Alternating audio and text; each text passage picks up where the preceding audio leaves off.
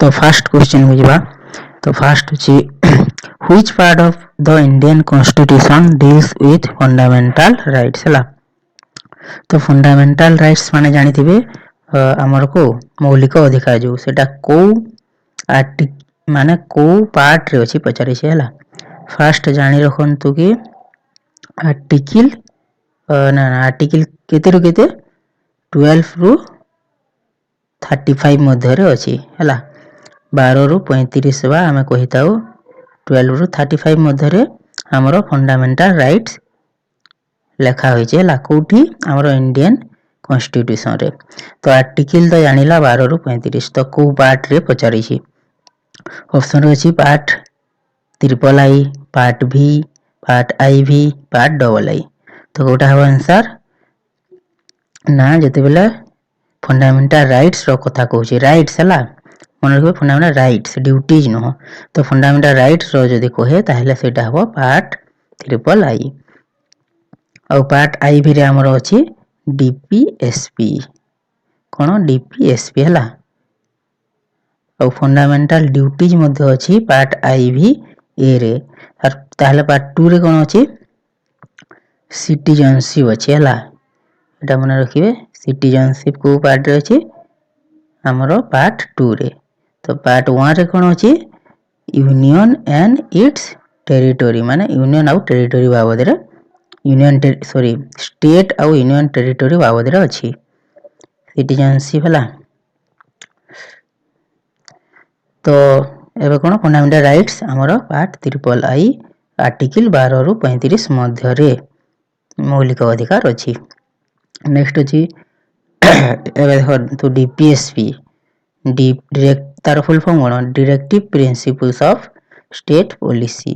तो है borrowed from अछि हला। बोरोड माने कोन कोठारु अणा होई छै हम कॉन्स्टिट्यूशन को। तो ऑप्शन रे अछि Ireland, Canada, USA, UK. First हम जानि रखिबा को जिनिस माने को इंपोर्टेंट जिनिस को कॉन्स्टिट्यूशन रो बोरो करा होई। यूके रो हमरा आसी छी यूके माने कोन यूनाइटेड किंगडम हला सेठारु रूल ऑफ लॉ आसी छी मन रखिबे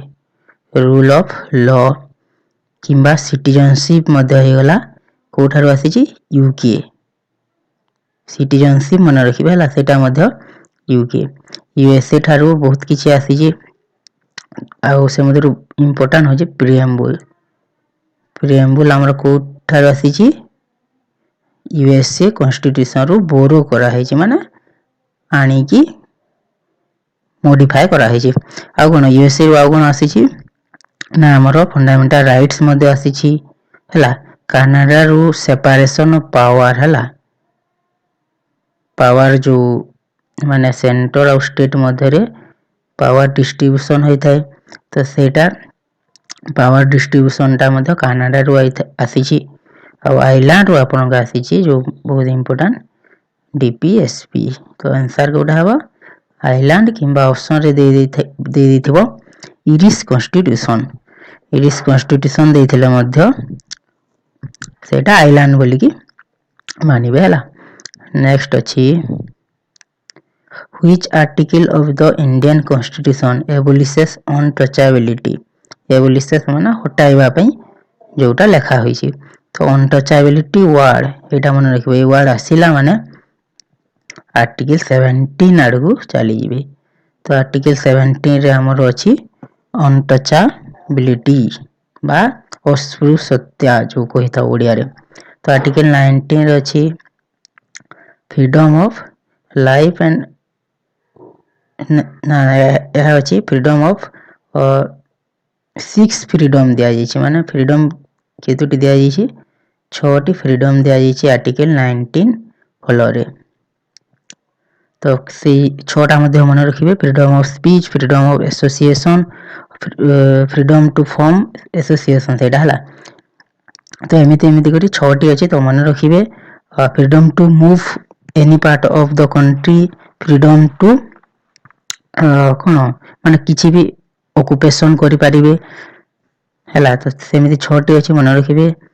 आर्टिकल 20 रे कोन लिखा हि छी कन्विक्शन एंड अरेस्ट बाबद है कन्वेंशन एंड एरेस्ट बाबद लिखाई एटा मन रखिए आर्टिकल 20 तो आर्टिकल 18 रे कौन लिखाई एबोलिशन ऑफ टाइटिल को आर्टिकल रे लिखाई आर्टिकल 18 एटा भी मन रखिए फिलहाल हमको कौन अनटचेबिलिटी पचारि देला तो तार आंसर हो आर्टिकल 17 नेक्स्ट जीवा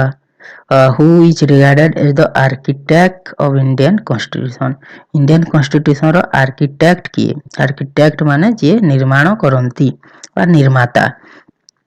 तो आंसर गोटा हबो सरदार पटेल अंबेडकर महात्मा गांधी जवाहरलाल नेहरू तो मन रखिबे बी आर अंबेडकर हो आंसर इंडियन कॉन्स्टिट्यूशन आउ फादर ऑफ इंडियन कॉन्स्टिट्यूशन मध्य कहा जाए आउ आर्किटेक्ट मध्य कहा जाए आउ इंडियन कॉन्स्टिट्यूशन हमर हेबा पई केते 2 इयर्स 11 मंथ एंड 18 डेज लागि थिला यह पूर्व कॉन्स्टिट्यूएंट असेंबली मध्य कोन होइतिला फॉर्म होइतिला सेटा हमें जानि छु तो नेक्स्ट क्वेश्चन अछि which of the Indian constitution contains the list of official language तो को आर्टिकल रे ऑफिशियल लैंग्वेज गुडी को विषय रे लिखा होई छी 8 सॉरी आर्टिकल पचारने शेड्यूल को शेड्यूल पचारी छी 8 schedule 9th schedule 10th 5th तो शेड्यूल जदि पचारे ताहले करिवे आपण माने 8 शेड्यूल रे आपण को लिखा होई छी ऑफिशियल लैंग्वेज गुडी को बाबद रे आ केतेटी ऑफिशियल लैंग्वेज रिकॉग्नाइज करा होई छी मन रखिबे 22 टी हला से मध्यरो हमरो ओडिया लैंग्वेज मध्य गोटे हला एबे अछि क्वेश्चन अछि which article of Indian constitution declares India as a secular state हला सेक्युलर स्टेट माने कोन धर्म निरपेक्ष तो को आर्टिकल अछि जेउटा के इंडिया को सेक्युलर स्टेट भाबरे डिक्लेयर करि थाए तो आर्टिकल 25 अछि 51 अछि 14 अछि 30 अछि तो जेहेतु सेक्युलर स्टेट पचारे छी ताहले ऑप्शन ए हि जबा आपन मानको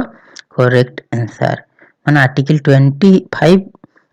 अब एटा को अंडर आसु छी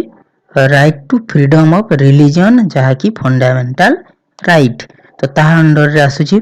ओहा इंडिया को गोटे सेक्युलर स्टेट भाबरे डिक्लेयर करि थाए ये president of India is elected बा तो प्रेसिडेंट को इलेक्शन जो हुए को मेथड रे होता है इंडिया रे हला simple majority direct election single transferable vote लोट सिस्टम कोटा आंसर ना मन रखिबे सिंगल ट्रांसफरेबल वोट सिस्टम हला सिंगल ट्रांसफरेबल वोट सिस्टम द्वारा प्रेसिडेंट को इलेक्शन होई थाए तो एथिरे माने की वोट दियंती सेटा भी मन रखिबे सब हमर कोन हम स्टेट लेजिस्लेटिव असेंबली रो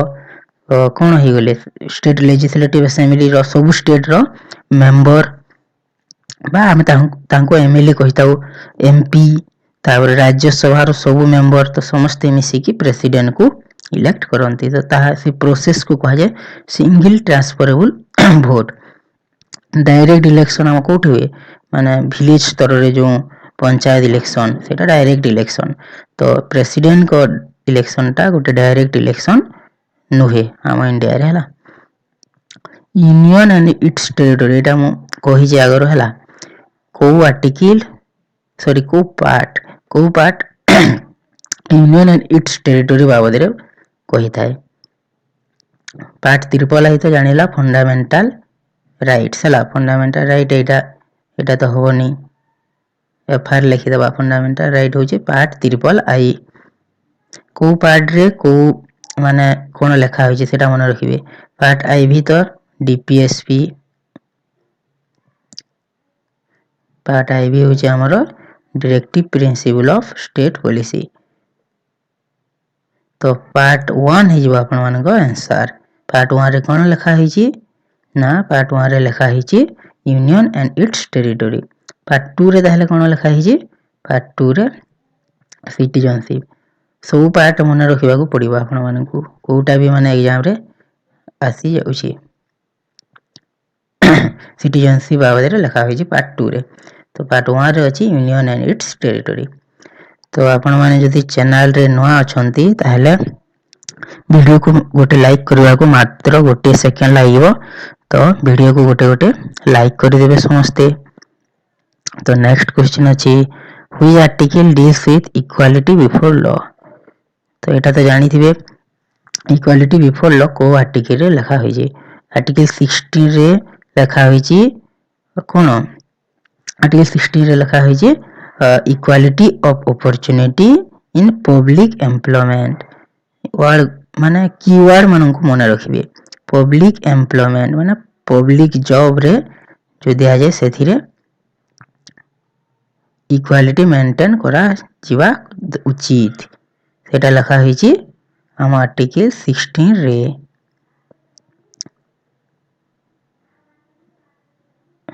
है राइटिंग टे एडजस्ट कर देबे हला।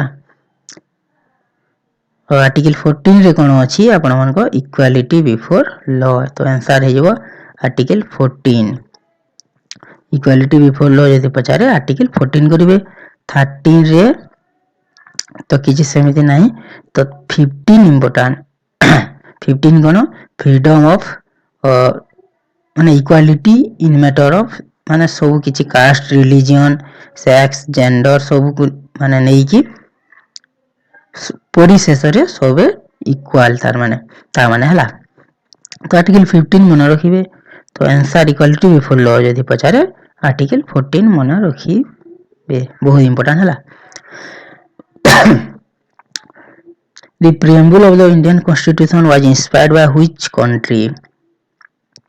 Preamble माने preamble टा को कंट्री रो बोरो करा होइछि। तो एटा डिस्कस करि छ हम माने preamble मन रखिबे यूनाइटेड स्टेट ऑफ अमेरिका रो आसीछि United State of America. France रो मन रखिबे रिपब्लिक वार्ड हमरो जो रिपब्लिक वार्ड टा अछि हम कॉन्स्टिट्यूशन को सेटा कोठार आसी जे फ्रांस एटा भी आसी था हैला।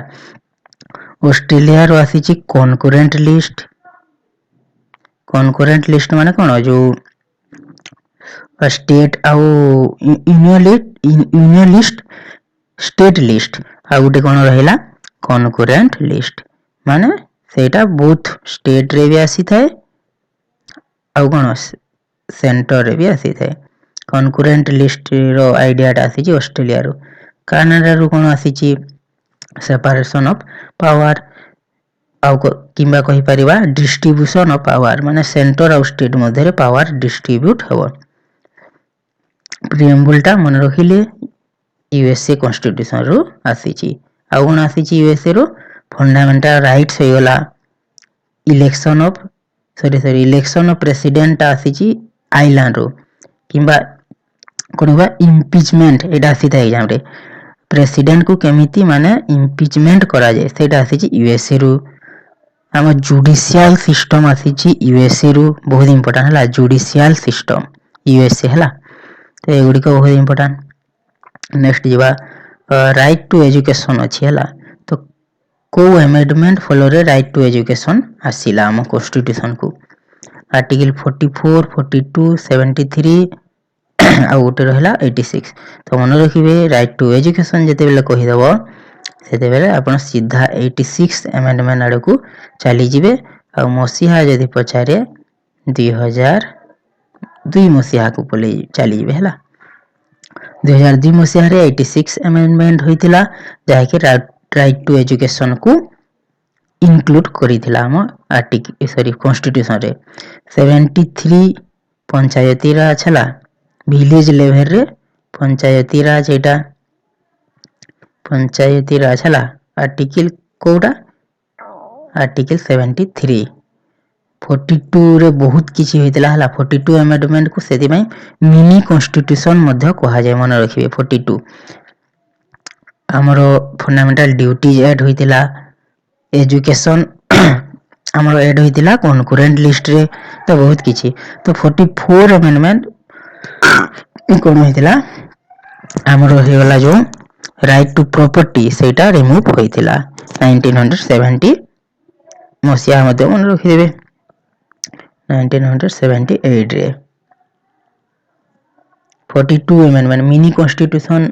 अमेंडमेंट केबे होइतिला माने मिनी कॉन्स्टिट्यूशन काको कहा जाय 42 अमेंडमेंट को एटा हेतला 1972 रे मन रखिबे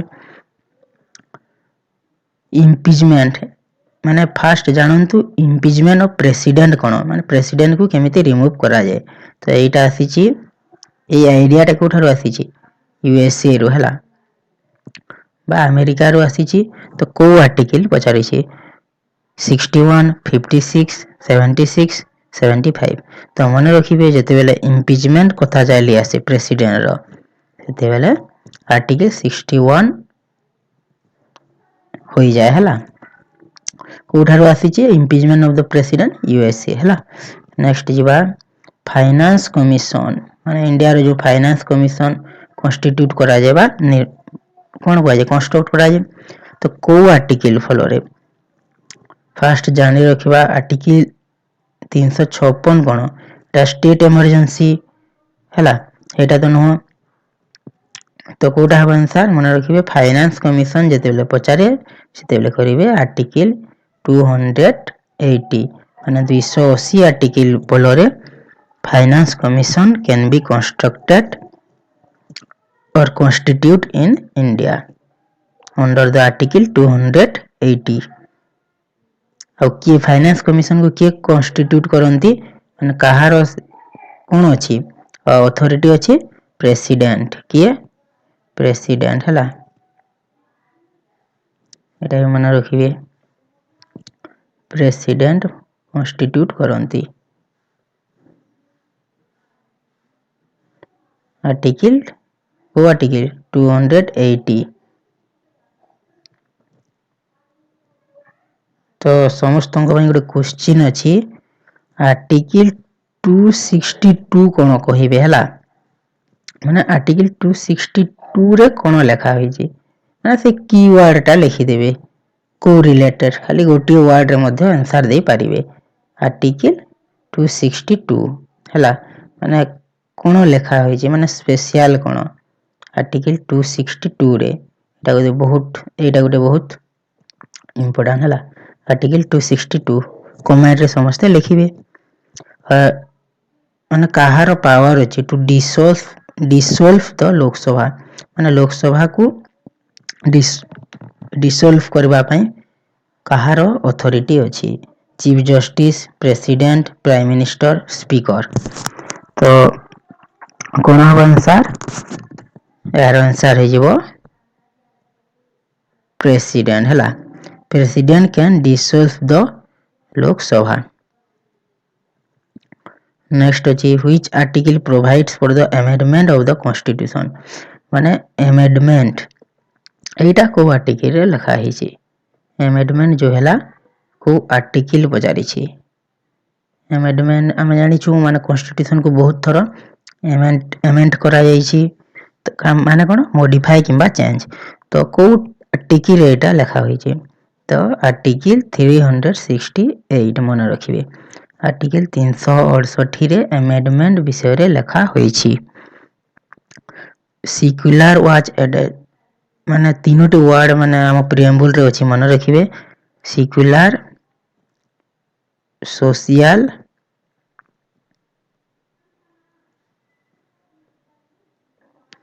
आ उठे गला इंटीग्रिटी हला सेक्युलर सोशल इंटीग्रिटी तो ए तीनोटी वर्ड को अमेंडमेंट फॉलो रे इंडिया रे एड होई छी तो मन रखिबे 52 न हो 24 भी न हो और 44 भी न हो तो आंसर है आपण मानकर 42 अमेंडमेंट फॉलो रे सेक्युलर सोशल और इंटीग्रिटी ए तीनोटी वर्ड 42 अमेंडमेंट फॉलो रे हम कॉन्स्टिट्यूशन रे ऐड होई छी नेक्स्ट जिबा जुडिशियल रिव्यू को कॉन्स्टिट्यूशन रु बोरो करा है तो एटा हमें आगर भी कहि छु हला जुडिशियल रिव्यू जो हला जुडिशियल रिव्यू सिस्टम तो आपण माने एमिति भी मन रखि पारिबे कि एंटायर जुडिशियल सिस्टम जो हे गला हमरो सेटा हमरो जो यूएसए कॉन्स्टिट्यूशन तो से यूएसए कॉन्स्टिट्यूशन ठारू सब किछि अणा होईछि जुडिशियल रिलेटेड। आयरलैंड रो कोन आसीछि डीपीएसपी आसीछि एटा तो बार बार हमें देखिछे हला बहुत थोड़ा देखिछे डीपीएसपी और डीपीएसपी को आर्टिकल 36 रु 51 रे हमरो डीपीएसपी लिखा होईछि directive principle of state policy article 36 रु 51 कानाडा रु आसीछि सेपरेशन ऑफ पावर और डिस्ट्रीब्यूशन ऑफ पावर यूके रु रूल ऑफ लॉ आसीछि सिटीजनशिप आसीछि हला और यूके मन रखिबे गोटे मात्र डेमोक्रेटिक कंट्री जो थरे की रिटन कॉन्स्टिट्यूशन अछि मन रखिबे बहुत इंपोर्टेंट आउ थरे कहि रखुजे यूके बा यूनाइटेड किंगडम गोटे मात्र डेमोक्रेटिक कंट्री जो ठारे की कोन अछि रिटन कॉन्स्टिट्यूशन इंडिया रे मध्य रिटन कॉन्स्टिट्यूशन नाही which body resolve dispute regarding the election of president and vice president माने इलेक्शन डिस्प्यूट माने कोन जदि किछि विवाद हो जाए प्रेसिडेंट और वाइस प्रेसिडेंट रो इलेक्शन को नै की ताले को इंस्टीट्यूट बा को बॉडी ताको सॉल्व करि थाए तो मन रखिबे यार आंसर हिबो सुप्रीम कोर्ट हला सुप्रीम कोर्ट रे तारो सुनानी होई थाए तारो हियरिंग होई थाए हला यदि प्रेसिडेंट और वाइस प्रेसिडेंट को मध्य इलेक्शन मध्य किछि विवाद होई है who appoints chief election commissioner of India chief election commissioner गुटे थांती टोटल तीनोटी थांती मन रखिबे election commissioner chief election commissioner माने इलेक्शन कमिश्नर तीनोटी थांती सेमान को मध्यरु जणे थांती चीफ इलेक्शन कमिश्नर तो ताकू किए अपॉइंट करंती prime minister parliament president vice president मन रखिबे president has the authority to elect not elect appoint to appoint the chief election commissioner of India so who has the authority president हला finance commission मध्य ये कोन करंती constitute करंती आ हम defence रो एटा उडा exam रासी दे माने defence बा military को command दियंती माने कोन इमरजेंसी सिचुएशन आसिला हेड ऑफ डिफेंस कोहितो हमें हला काहा को प्रेसिडेंट को नेक्स्ट जिबा हुई article provides for the protection of life and personal liberty एटा को आर्टिकल रे लिखा होई जे आर्टिकल 20 19 32 21 मन रखिबे ऑप्शन डी हला ऑप्शन डी रे जो हमर हे गला लाइफ एंड पर्सनल लिबर्टी लिखा होई छी एटा ओटे बहुत इंपोर्टेंट क्वेश्चन रीड केतोटी अछि पांचटी अछि हला पांचटी रीड अछि हमर कॉन्स्टिट्यूशन रे को आर्टिकल रे आर्टिकल 32 रे हला आर्टिकल 32 रे लिखा होई छी पांचटी रीड तथि पांचटी मध्यरु काहा को कहा जाय ग्रेट रीड ऑफ लिबर्टी काहा को कहा जाय मन रखिबे हैबस कॉर्पस को काहे की ग्रेट रीड ऑफ लिबर्टी कहा जाय काहे कि ना यह माने इंडिविजुअल को तार फ्रीडम प्रोवाइड करि थाए अरेस्ट समय रे से माने बिना कोनोसी माने रीजन रे अरेस्ट होई पारिबो नाही सी प्रकार लिबर्टी प्रोवाइड करि थाए सेति पई हैबस कॉर्पस को कहा जाय ग्रेट रीड ऑफ लिबर्टी आजिरो लास्ट क्वेश्चन अछि which article of constitution deals with emergency एटा को नेशनल करि देबे हला क्वेश्चन टिके बोले छी नेशनल इमरजेंसी को आर्टिकल रे हमर लिखा होई छी तो यार आंसर कोटा हो आर्टिकल 360 317 356 352 तो यार आंसर हेइबो 352 352 रे लिखा होई छी हमर नेशनल इमरजेंसी प्रोविजन विषय रे तो 356 होची स्टेट इमरजेंसी 356 कोन स्टेट इमरजेंसी और इमरजेंसी सिचुएशन रे कोन चली थाए प्रेसिडेंट रूल चली थाए हला एटा लिखा होई छी आर्टिकल 356 360 रे कोन लिखा होई छी फाइनेंशियल कौन आमर फाइनेंशियल इमरजेंसी विषय लिखाई आर्टिकल 360 रे आर्टिकल 370 तो जानी 370 जोटा कि रिमूव होइछि हला। तो आर्टिकल 352 होछि नेशनल इमरजेंसी, 356 होछि स्टेट इमरजेंसी और 360 होछि फाइनेंशियल इमरजेंसी। तीनोटी मन रखिबे हला। तो वीडियोटी आपण मानक पई निहाती भाबे हेल्पफुल हेबो बोली आशा। और चैनल रे जदी नुआ अछंती चाहे चैनल को सब्सक्राइब कर देबे। धन्यवाद।